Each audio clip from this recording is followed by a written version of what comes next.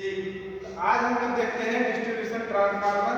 Distribution transformer कहाँ पे use होता है? जहाँ से हम नॉर्मल घरों में सप्लाई देते हैं, जहाँ से हमको न्यूट्रल की जरूरत होती है। डिस्ट्रीब्यूशन ट्रांसफार्मर में हमेशा स्टार, आपको हमने बोला था डेल्टा टू स्टार, यानी स्टार में ही न्यूट्रल पाया जाता है।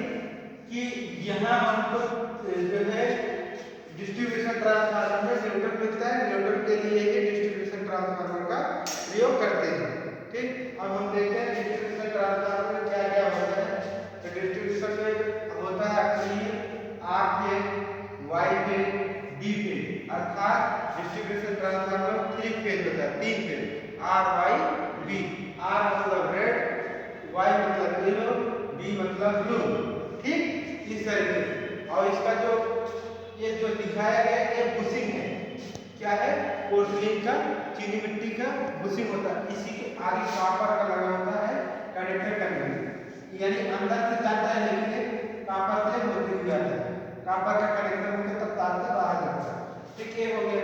अब इसके बाद ये क्या है? आपकी आयन इनलेट वाल्व, यानी जो तेल भरा जाता है ट्रांसफार्मर में, यहीं से भरा जाता है। कहाँ से भरा जाता है? आयन इनलेट वाल्व, अर्थात जो पहले हम तार को तेल को भरेंगे ट्रांसफार्मर में, इसी के माध्यम से भरेंगे तब ये अंदर आएगा। अब उसके बाद है ग्लूकोज रिले। ग्लूकोज रिले ये है। ठीक, ग्लूकोज रिले आगे हमने आपको अच्छी तरह बताएंगे आगे मेरे टॉपिक है ये, लेकिन आपका ये पॉइंट है ग्लूकोज रिले। ग्लूकोज रिले के ऊपर जो ये पॉइंट है ये प्रेशर रिलीज वाल्व, यानी जो प्रेशर होता है वो रिलीज करने के लिए होता है। ठीक, खोलने बंद करने के लिए प्रेशर रिलीज वाल्व होता है। ठीक, ये क्या है? कन्वर्टर है,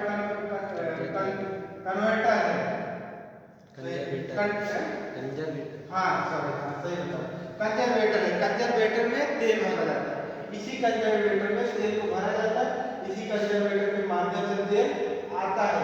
ठीक है, यहाँ जब तेल हम इसको भरते हैं तो सीधा कंजर्वेटर जाता है और कंजर्वेटर में वाल्व दिखाता है कि ये जो है आपकी प्लेटें हैं, यानी आपको ये दिखाएगा तेल कितना है कंजर्वेटर में।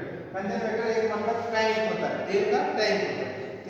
तेल के टैंक को ही हम बोलते हैं कंजर्वेटर। ठीक, कंजर्वेटर। अब इसके बाद ये एक्सप्लोशन वाल्व, यानी इसको भी एक लगाए, एक्सप्लोशन वाल्व लगाए, और इस प्लेट को हम लोग बोलते हैं आयल गेज, जो हमारा कंजर्वेटर के बगल में शीशे की तरह लगा होता है। इसमें उसी से देखेंगे कि तेल कितना है।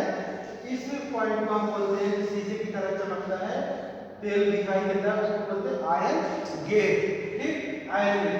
उसके बाद ये है आपका मीटर लगा है, ये मीटर लगा है टेम्परेचर गेज, यानी आपको ये आयल के टेम्परेचर, यानी बाइंडिंग जो रहेगा पहले गर्म होगा फिर तेल गर्म होगा तो पूरे ट्रांसफार्मर का टेम्परेचर क्या है? टेम्परेचर गेज, यानी टेम्परेचर। और ये क्या है? ये है टैपिंग स्विच, यानी टैपिंग स्विच खोलने या बंद करने के लिए, टैप चेंजिंग करने के लिए होता है। ठीक, टैप चेंजिंग। उसके बाद ये क्या है आपका? ये है कूलिंग पाइप, यानी तेल आपका झरना की तरह इधर से आएगा इधर से जाएगा, पतला पतला होता रहेगा तो तेल आपका ठंडा हो जाएगा। तो इसको क्या बोलते हैं?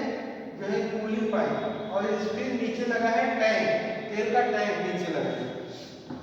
फिर क्या है? ये है आपका व्हील आयन आउटलेट ड्रेन को, तो यानी यहाँ से भी तेल को मतलब व्हील, यानी तेल यहाँ से निकाला जाता है, तेल यहाँ से आउटलेट मतलब तेल को यहाँ से बाहर निकालेंगे। ठीक, अब ये आपकी है अर्थिंग, यानी अगर ट्रांसफार्मर में कोई भी लीकेज करंट है या लीकेज वोल्टेज है, इसी अर्थिंग के माध्यम से आपको ग्राउंड हो जाएगा। और आपके पास जो ट्रांसफार्मर होता है डबल अर्थिंग किया जाता है, क्योंकि अगर एक अर्थिंग फेल हो गई दूसरी कनेक्ट है।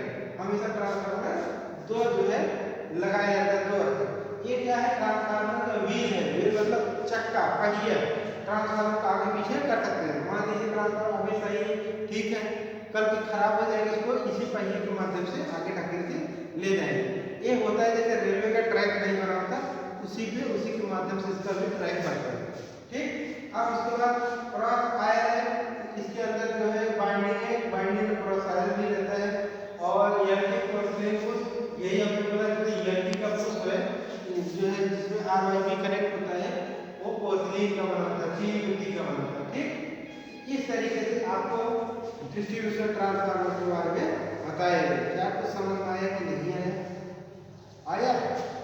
ठीक, जैसे हमेशा हम अगर डिस्ट्रीब्यूशन ट्रांसफार्मर यूज करेंगे आपको कभी भी या स्टार स्टार कनेक्शन हो सकता है या स्टार स्टार कनेक्शन होगा या डेल्टा टू स्टार होगा, क्योंकि हमको हमेशा न्यूट्रल की जरूरत है और न्यूट्रल हमेशा मिलेगा स्टार। ठीक, समझ में? इतना है प्रयास।